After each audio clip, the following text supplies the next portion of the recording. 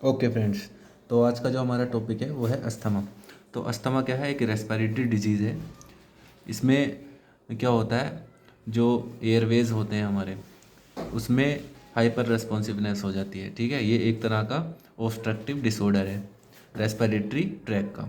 इसमें क्या होता है, asthma is a chronic inflammatory disease of Airways. ठीक है, क्रोनिक इन्फ्लेमेटरी डिजीज़ है एयरवेज की। इसमें क्या होता है, hyper responsiveness of Airways, breathlessness, सांस लेने में दिक्कत, विजिंग ड्यूरिंग ब्रीदिंग, ब्रीदिंग लेते टाइम विजिंग साउंड आते हैं, उसके साथ साथ कफिंग होती है और चेस्ट टाइटनेस होता है। तो अब इसमें हम देखेंगे अस्थमा के प्रेसिपिटेंट्स या फिर इसके कोजेज़ क्या होते हैं। तो इसके कोजेज़ को तीन पार्ट्स में हमने डिवाइड कर लिया है, मतलब डिवाइडेशन किया गया है। क्लासिकल प्रेसिपिटेंट्स, इन्फेक्शंस और सम ड्रग्स। ठीक, क्लासिकल प्रेसिपिटेंट्स क्या हैं, जैसे कि पोल्यूटेंट्स हो गए। ठीक है, जैसे स्मोक, डस्ट पार्टिकल्स और पोलन ग्रेन्स।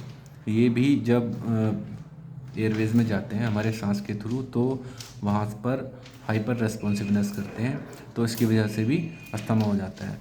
या फिर एक्सरसाइज ड्यूरिंग विंटर या फिर कोल्ड। ठीक है, इसमें भी ये भी इसका एक कोज है।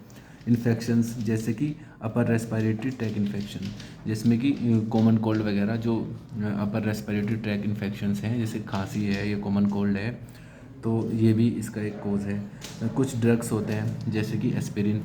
तो ये जो कोजेज़ यहाँ हमने बताए हैं, ये सब कोजेज़ इनके वजह से अस्थमा हो जाता है।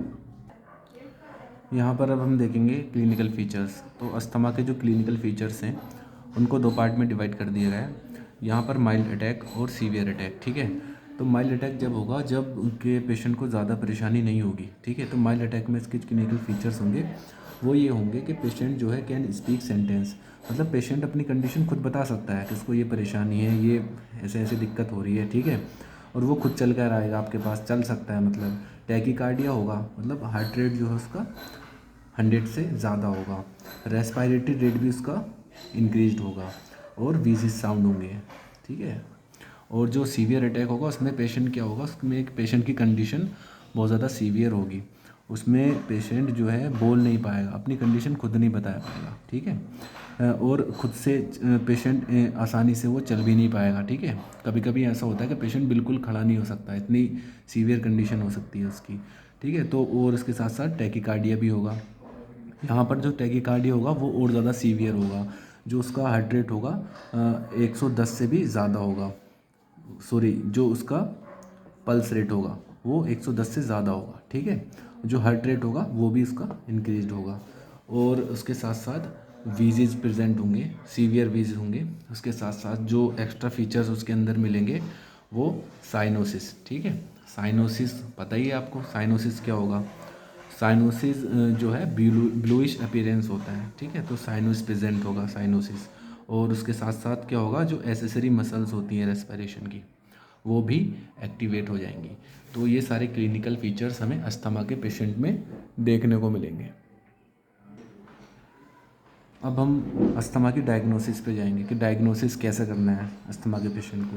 तो सबसे पहले तो हम क्या करते हैं, पेशेंट की हिस्ट्री लेते हैं। ठीक है, पेशेंट हमें बताएगा कि रात को सोते टाइम या फिर सुबह के टाइम में उसको ज़्यादा दिक्कत होती है, एक्सरवेशंस होते हैं, सांस लेने में दिक्कत आती है। ठीक है, खांसी होती है।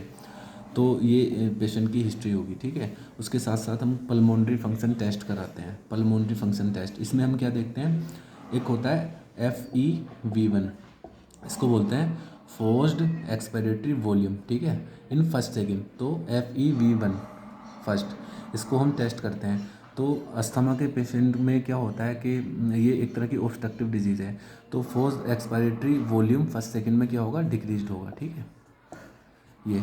और एक चीज़ और अब हम देखते हैं, एक रेशियो FEV1/FVC, यानी फोर्स्ड वाइटल कैपेसिटी। तो ये रेशियो भी क्या मिलेगा, डिक्रीज्ड मिलेगा अस्थमा के पेशेंट्स में। उसके साथ साथ हम ABG टेस्ट करते हैं, आर्टीरियल ब्लड गैसेस। इसमें हम गैसेस का अमाउंट देखते हैं ब्लड के अंदर। चेस्ट एक्सरे करेंगे, ESR और CRP, ये क्या है, इन्फ्लेमेटरी मार्कर्स होंगे। तो इन्फ्लेमेटरी मार्कर्स, क्योंकि अस्थमा भी क्या है, एक इन्फ्लेमेटरी डिजीज़ है, तो इसमें क्या होंगे, ESR और CRP भी इंक्रीज़ मिलेंगे हम।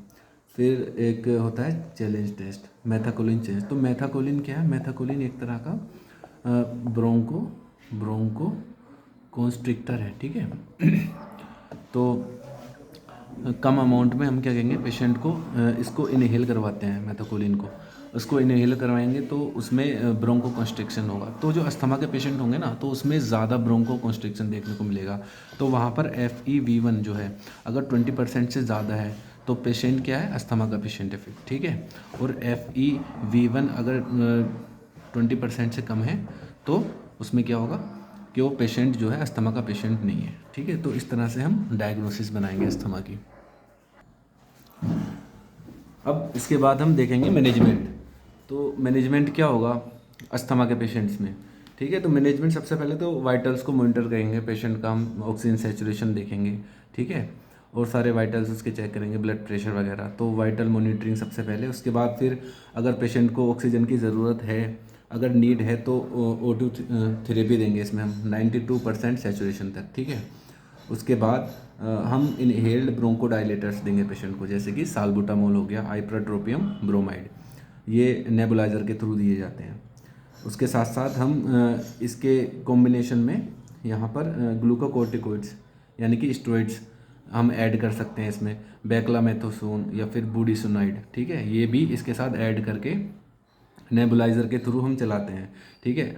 अगर इससे पेशेंट मैनेज हो रहा है, ठीक हो रहा है तो ठीक है, वरना तो उसके साथ साथ हम अगर पेशेंट को और भी दिक्कत आ रही है तो फिर हम ओरल उसको ऐड करेंगे। ओरल ट्रीटमेंट में हम प्रेडनिसोलोन और उसके साथ साथ हम ब्रोंकोडाइलेटर साल्बुटामोल को ऐड करेंगे, पेशेंट को ओरली देंगे। अगर पेशेंट ओरल लेने में भी एबल नहीं है तो फिर हम IV पे जाएंगे। IV में फिर हम dexa as a steroid dexa चलाएंगे। उसके साथ एक थियोफाइलिन इंजेक्शन होता है, डेरिफाइलिन के नाम से आता है इंजेक्शन, थियोफाइलिन के नाम से, ठीक है।